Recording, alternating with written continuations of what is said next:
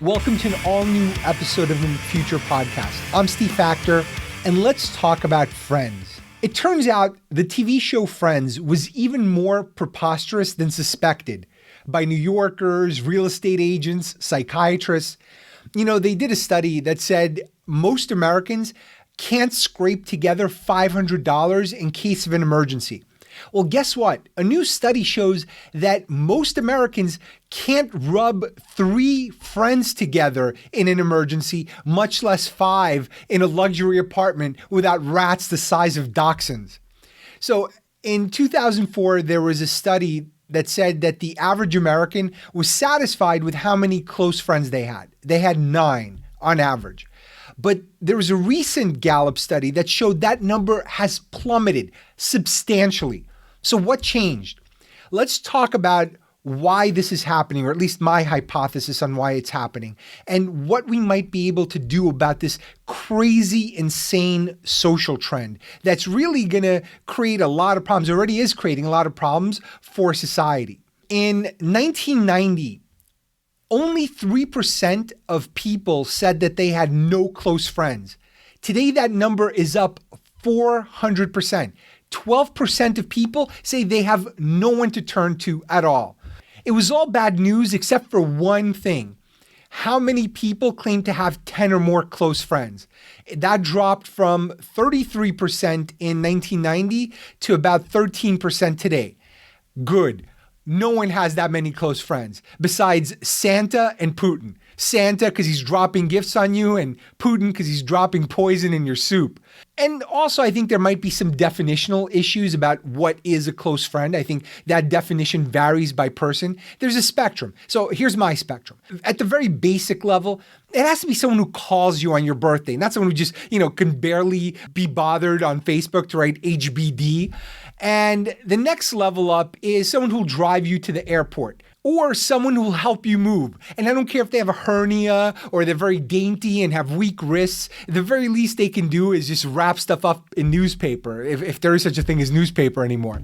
The next level from there is someone who lets you crash in their home for a month, no matter how many dirty looks they get from their spouse. And then, of course, the next level is someone who lends you $2,000. Now, $2,000 is a lot of money for some, not a lot for others, but I think it's enough to establish that that person means something to you. And finally, the best kind of friend is someone who will help you hide a body. I'm not saying how you ended up with a dead body, but someone who doesn't ask a lot of questions and really just helps out when you need them most. And also hopefully is good with stains, or can Google, not Google, use one of those secure search engines to find a really good stain remover. But that's a friend. Anything less than that is not a friend. It's a Pokemon. And that's basically what your Facebook friends are. They're just digital avatars. You're not going to see more than 2% of them in real life ever again. They might have passed away months or years ago, but you've accumulated them, and now it makes you feel good because you see that number and it's like, wow, look at all these people who are not going to let me stay in their house or bury somebody with me. All right, let's carry on.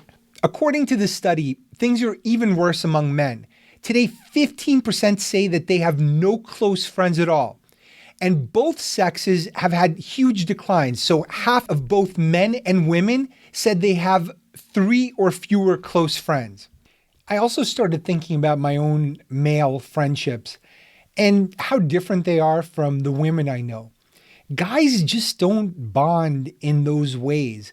I would bet that men just generally are incapable of having that deep or that close a relationship. You see guys, the way they hug, like they can't get out of there fast enough. It's like, this goes gay in another half a second. There is this other side of the spectrum with guys who are maybe more feminine or feminized or even gay. And they're more capable of having that same kind of like emotional bond as women do. I think because of that, over time, those relationships tend to drift apart much more easily because you never achieved that closeness in the first place. I have friends that are into tech, or we do outdoor stuff, or we travel, or we do this or that. Like they're very task-oriented friendships, but very few that I could think of could I call and confide in about problems in a relationship. When I was having problems in a relationship, I looked at my phone and not a single name popped out. Not a male friend. I find that women are much more able to listen and engage on that level. And I don't know that we should seek to make men more like women in that way. At some point, you still want to retain a little bit of that stoicism where you still do the things that, quite frankly, society expects of you and that you need to do in order to survive, which is, be a provider. Very few guys can opt out of the provider model. And I guess in that respect, that doesn't lend itself to a lot of emotional outpourings. Like, this is as close as I'm going to get to anything emotional over the course of this week, probably. But it's something to think about. In the Economics of Happiness, I wrote, happiness is the last thing left to innovate. Well, we've got a lot of innovating to do because friendships predict life satisfaction. And we're sliding towards a very serious happiness epidemic. And not a bat, nor a pangolin, nor a Fauci can help with this pandemic. So why is this happening? I came up with 4 big reasons. I'm sure there are others. And these apply to the US, but I suspect that a lot of Western economies are experiencing a lot of these same trends. So the first thing is aging. And the problem there is not exactly what you'd think. A lot of it has to do with what youth is and what adulthood is not. Youth is a time of discovery and captivity. You're basically a prisoner where you're shepherded from school to sports to parties to camps, summer, not labor, with hordes of other kids your age who you make friends with, you discover music, you discover sex, you discover your parents' pot or their porn stash. Actually, they don't have that anymore. You're going to have to fish with their hard drive and a lot of encryption. You're going to have to learn encryption, basically. But in the old days. But as we age, everything about us freezes in time. All of us settle, for some reason, on Elton John and a short list of favorite fritters that we order at the restaurant, or a haircut from our glory days. For the longest time, I had a goatee. I had to, fight my own worst instincts to shave that stupid thing off. And we also settle into a handful of these comfy relationships. Discovery ends. We become our parents. Now imagine if this happened to an entire country, because it did. In 1980, the median age of an American was 30, still young enough to get past a bouncer at the club. Today, that median age is pushing 40 and being dragged out of Studio 54 for looking 44. Then you're on your car ride home, back to the suburbs, listening to Tiny Dancer. Hopefully by then the bleeding has subsided and started to crust up nicely. And you start to realize our days of discovery are over. Barring any kind of extraordinary intervention like lip fillers. How much do lip fillers actually help you look younger? I need a study on that. Since it's also fashionable now to break everything down by race, who am I to be unfashionable? So let's talk about that for a second. I found this chart from 2014. So if you have something a little bit more recent, send it to me. Basically, white people so old, so old. The median white, aka vanilla, was over 43 years old. That's practically eating steak out of a blender. And other races are also starting to inch upward. Asians are the only ones close to 35, but everyone else is under 35. All of this makes me think of my dad, who I am told is white, even though we're immigrants from the Soviet Union and I grew up stomping cockroaches in our crappy apartment in a shitty neighborhood. But okay, let's just go with that. But, he's a reasonably healthy guy. He's 81 years old. He's a former engineer. He's, up on current events. He can work the internet and Android and WhatsApp at basically the speed of global warming. And he's also got like 3 Kindles for, I don't know for what reason. I don't know how you read 3 Kindles, but somehow he also has a Groupon for unlimited tech support for me. I don't remember selling this Groupon, but they apparently bought it. And yet this learned man who has so much going for him and so many gadgets no friends. Where's he going to meet them? On Fox News Friend Finder? I mean, that's actually not a terrible idea. Maybe they could call it like Silver Foxes or Antiqua. That looks much better in writing. And it's kind of sad that he doesn't have access to male camaraderie or intimacy or an outlet to complain about my mom, who, by the way, has many outlets. She has friends, and man, do they get an earful. Whether it's the macro or the micro, it's hard not to realize why we have all these political tensions and all this insecurity in the country. It comes with seeing your best days and your best relationships enter the rearview mirror. And that's exactly what's happening. So then when you zoom in, you see the next reason why this is happening. We have a sinking birth rate. It is plummeting. It's plummeting all across the West, but in the US especially. Now births are well below replacement, below 2.1, which is replacement rate. Child-free adults, we convince ourselves that we're going to conquer industry. We're going to become Thelma and Louise and live out every wild, carefree fantasy. Nope. We settle. Boy, do we settle in houses with dogs and Hondas. Not one car chase or gunfight to our name. This isn't even Sisterhood of the Traveling Pants or the Traveling Wilburys. This is the suburban, stagnant, sitting Wilburys.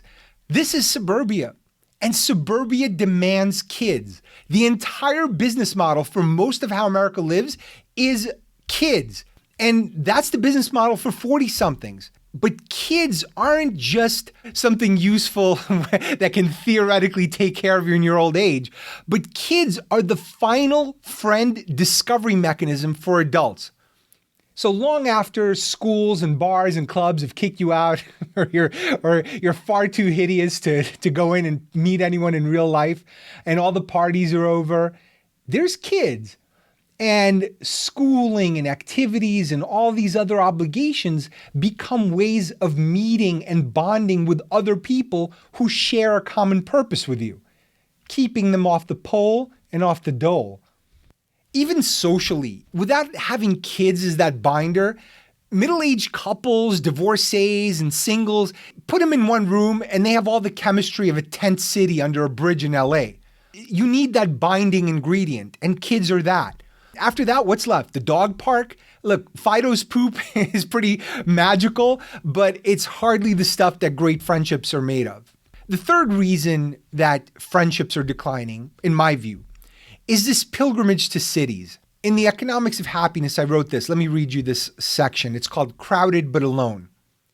No culture exalts individuality, independence, and hero worship like the US. That approach has created some revolutionary entrepreneurs and iconic achievements. But these days, even when our heroes collaborate, they produce something more like the Avengers, a collective of self-absorbed assholes who prefer to do their own thing in their own way for their own reasons. Now imagine more people than ever being able to trade in their we for me. That's exactly what's happening. We are on our own, alone, by choice. Men and women started earning enough money to stay single longer. Pets and roommates replace spouses. And those who do marry, they divorce more often, despite the fact that there's evidence married people live longer. Birth rates in the West plummeted as it became cheaper to buy a yacht than to raise a child. Many Americans would rather kickstart a stranger's company than pay for diapers and daycare. Plus, old age just isn't as scary in a world where meat arrives on styrofoam instead of its own 4 legs. Long child-free lives shift the burden of happiness from family and community to career, and maybe the occasional trip to Jamaica. But most of our eggs sit in the work basket, hoping they hatch happiness if we sit on them long enough. I don't think you can sit on those eggs long enough to replace what we've lost. But you can't really talk about the rise of lonesome cities and their hordes of Tinder zombies and office drones without discussing the hollowing out of small towns and suburbs. When blue-collar work started to go away, so did the youth. They had to find opportunities. And when they departed, it left these aging husks of loosely employable people who are invisible to the information economy. Too old to retrain, and you're going to teach, some old dude who was a pipe fitter to code. And they're also tethered to these depreciated homes that are almost paid off. So they're not going anywhere. And some are addicted to prescription pacifiers or meth. Great friendships rarely spawn from decay. And there's a lot of decay. And the youth who left weren't much happier for it. A different survey showed that 22% of millennials say they have no friends. Trading family and community for tiny cubicles and tiny apartments and a tiny sprinkle of polyamory seems like a Faustian bargain. In case you don't know what that is, a Faustian bargain is a deal you make with the devil to get what you think you want, but ultimately get burned by it. Ooh, burned by the devil. Someone should write a song about that. Wait, wasn't there a Motley Crue song called, that was Shout at the Devil? All right, burned by the devil. Let's, maybe if they make a comeback. That brings me to the fourth thing, which is capsizing of community. When I first started thinking about this whole subject and I was taking notes into my phone, I started looking at this dumb phone and I'm like, you little stupid time thief. And then I looked at these avatars on my speed dial and I'm like, will any one of these people show up to clear my search history if I suddenly die watching the Victoria's Secret runway show? I doubt it. By the way, that's a quick sneak peek of next week's episode on Victoria's Secret, which is amazing. But this trend, it's not just because of phones or social media. There's a book called Bowling Alone, published in 2000 by Robert Putnam. And he goes through tons of data that shows how we're becoming disconnected from friends and family and neighbors and community. And it's just becoming more noticeable now. And I think what happened was something similar like the pandemic. So the pandemic, it accelerated a lot of trends that we were already seeing. Everything from remote work to remote healthcare, online delivery of all our stuff, mobile payments. Social media did the same exact thing. It did the same thing to community and relationships. It just accelerated what was already happening and made it more blatant. And you're suddenly seeing it in all the statistics. As we branch out into these virtual communities, we're finding them to be fleeting and cold and lonely. And the reason for that is these bonds, these new bonds, are weak. They're held together by interest, not by mutual necessity. It's like, hey, I love sushi. You love sushi too. Well, let's go out to sushi. If that person gets hit by a truck tomorrow, I guarantee you're going to find someone else who loves sushi just as much. But in the past, it's like, hey, let's go fix Bob's roof because lightning just hit it. Or whatever else, you go protect the village. And don't get me wrong, those times were pretty crappy in other ways. I'm not romanticizing everything. But the bonds were important. The bonds were ones of necessity. But these new flimsy digital relationships, it's like getting full on M&Ms. You're physically full, but you're still malnourished. And it's sort of this placebo effect because you're like, hey, look at all my friends. And in the end, how human are they? This thing robs us of our humanity. Tech just jumped way ahead of our biology and psychology and our economic structures and our culture. We're having trouble adjusting, and maybe we never will. And maybe we even triggered some sort of weird new Darwinism or extinction event where only Kardashians and TikTokers survive because they're genetically optimized for followers and not friends. In the meantime, deep down, we're still tribal. This need for community stays inside of us and it's innate, but it's increasingly out of reach. We don't rely on communities for physical survival anymore. Much of that has been outsourced to government and industry. Social security, sanitation, police, 401ks. Americans move out of the house by 18 or run away by 12. But we still crave community. Ever wonder why there's a Chinatown in every major city on earth? Even more in China?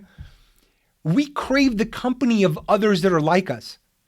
Tribes were always built on need and commonality, finding, defending, or capturing scarce resources, or some irrational love or hate for someone or something, real or imagined. With need gone, We cling to the irrational to glue our shoddy tribes together. And that's what's happening. We're seeing it all around us. When necessity goes away, we become more tribal because all that's left is hating something or loving something, whether it's Trump or whatever it is, it starts to turn into a religion. Is this bad?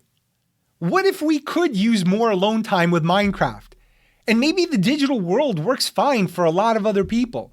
And if you're still here with me, you chose to spend this time with a virtual stranger instead of speaking to a coworker or calling a sick friend. I might not even be real. I might be a deep fake or a bot that's just tossing around word salad and maybe tossing some other salads as well. Well, all the evidence shows that this is not working. As friendship declines, depression, drug use, suicide, shootings, all these mental health indicators, everything is flashing red. Only so many of these can be blamed on Tucker Carlson or Karl Marx. People are breaking down. We're focusing on the wrong things. We're withering in isolation. And a lot of it is self-imposed. But there is hope. Without realizing it, I've kind of been writing about all the forces that brought us to this loneliness for over a decade. In 2010, I wrote a thing called Profiting from the Death of Masculinity. And since then, there's a lot of deaths that I've mourned. Analog happiness, tolerance, truth, and the American dream. So what were predictions at the time are now chapters in America's biography. They're chronicling the rise of people like Jordan Peterson and really just the entire category of self-help and therapy and wellness and self-medication.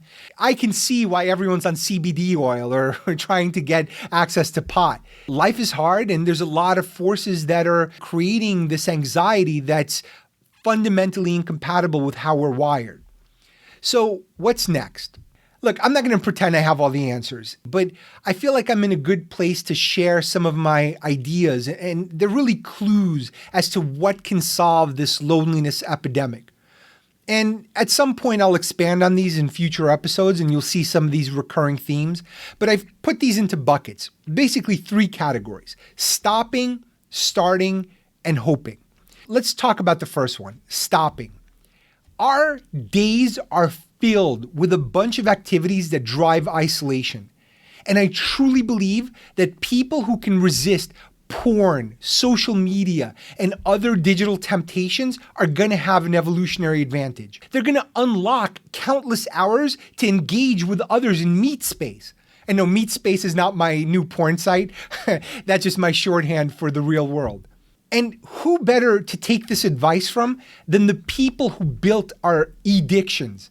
Bill Gates, Mark Zuckerberg, and a lot of these Silicon Valley titans, they don't let their kids anywhere near their own monstrosities.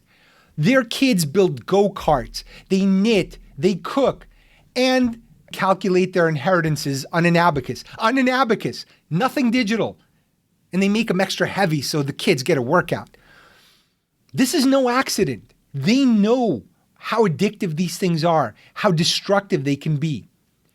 Drugs, poor nutrition, lack of sleep, gaming, overconsumption of entertainment, and overstimulation are all the things I did before recording this. Those are all things we're doing, and we better stop, because the sooner we do, the more capacity we unlock for healthy activities. So what are those? Let's talk about the next category, starting. What are the things we need to start doing? In 2019, I wrote this in one of my blog posts. Life is servitude to our obligations. All contentment depends on it. Obligations we choose bring satisfaction and joy. Ones imposed or mandated by circumstances feel oppressive. I think that's the key to life and to reconnecting with others, ruthlessly seizing control of our obligations. And what are obligations? They're implicit and explicit promises that we make to our children, to our partners, and others we care about. And in this world that doesn't need us anymore, we have to make ourselves needed. We have to simulate all the necessity that modern life took away from us. And for most people, that means having a family. And I don't mean this in any kind of preachy way. And I know this doesn't sound especially hip or enlightened, but family always was and will continue to be the glue of every successful society. And it's also something that tethers us to reality in a way nothing else can, not friendships and definitely not work. Comedian Tim Dillon said it best, quote, "Very few people are going to have a career that fulfills them on a level where they don't have to have kids." I have friends who are perfectly happy without kids. They're constantly finding new adventures, new businesses, they're traveling, and they're satisfied with their lives, their relationships. But there are a bunch of others, way more, who are desperately low on Netflix series to binge and out of new booties to buy their cats. Now, whether this was a conscious choice or cruel circumstance, this is a ship that always sails. And take this from a guy who's watching his leave harbor right now. Almost as important is defining our values and living by our principles. It's getting harder and harder. Faith is declining. And not to say that faith was the be all and end all, but the problem is we haven't built another vessel to deliver values to people. And if we did have this vessel, it would be built by China and piloted by Captain John Cena and his crew of Uyghur slaves. That's the reality. We don't have this means of communicating or even developing what are our principles. There are a lot of people who I think are doing good out there, but actually are deeply unprincipled. And it's destabilizing the country and probably the world. Now, there are workarounds. People who have stable finances and a useful skill will find meaning in helping others who need their help. Like for a long time, I taught junior achievement, which is great. It's you go into high school classes and you teach them about success skills, or you help them run a company and show them how to make profit and do all the different functions. It was great. It was a great learning experience, great for the kids, mostly inner city kids. And just like that research that shows that faking a smile eventually makes you happier, same thing here. Even if you haven't found those values, those principles, that purpose, just volunteering to help others, it's the greatest form of self-help because it helps you make those connections and those bonds that lead to discovery, that lead to meaning, because you do enough meaningful things and eventually they add up to purpose. And there are these new family on-demand services. There's one called Papa that helps match young people to lonely retirees to steal their money. No, I'm kidding. It's perfectly above board, but it's almost too perfectly engineered. You'd think this thing would perfectly solve the loneliness dilemma, but I don't know if there's enough motivation, especially on young people's side, in order to do it. And I hope they're successful because I think it can really help society. And a while back, I also speculated that daily exercise, healthy diet, and a puppy could replace anywhere between 70 and 90% of America's addiction to therapy and antidepressants. Look at this chart. Tell me that we are not being milked for profit. This is the only country this addicted to antidepressants. It's insane. We're not that different from all of these developed countries, and yet we are way, way overdrugged.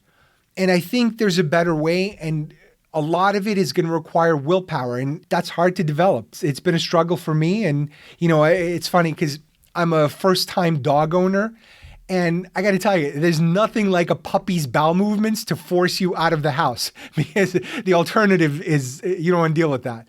It forces you to engage with the world. And the cuter your dog or the sadder your dog's story or the more heroic, it's like, yeah, I ran into this building, it was on fire, my jacket was burning, but I knew I had to grab as many puppies as I could. Anyway, don't lie, but you're going to make friends. Or you're slowly going to descend into this embarrassing baby talk with this furry ignoramus who can't understand a thing. Oh, cutie little Pluty, which is what I call my dog. Anyway, the last category, the third category, is hoping. There are a lot of things that impact our lives: economics, politics, technology, culture. Now, these effects are secondary. They're powerful, but they're secondary. And I put them in the hope bucket because many of them are well beyond our control. At best, we would benefit just by understanding them and understanding what's happening so we could make adjustments in our personal lives. But changing them requires years of dedication, organization, toil, commitment, and still no guarantees of progress. Like, look at the gay rights movement. That started, in full force, like in the 50s, and they went bottom up, trying to change legislation, trying to gain acceptance, trying to gain equality in the laws, trying to get marriage accepted. And then everything, like all of those dominoes fell almost instantly. So it looked instantaneous, like, everyone suddenly changed. But it took years and years, decades of organization. And most people will not be satisfied with that slow progress. And that's what you're seeing now, because all these people are, tweeting all day about all of these huge issues, but your ability to affect them is so small and change is so slow that they're destined to be unsatisfied. And I'm not saying not to fight for grand visions or, that these things aren't important. They are. And you could probably meet a lot of great people who share your passions. But if we're solving for friendship, the people around us, even if we can help them in small but tangible ways, packs way more bang for the buck.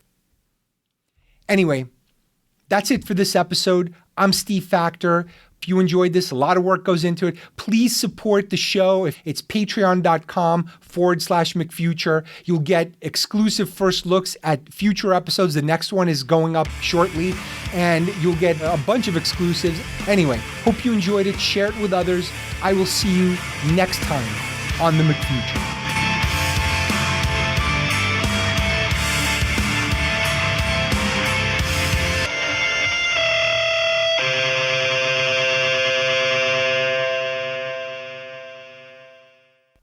So what's next? People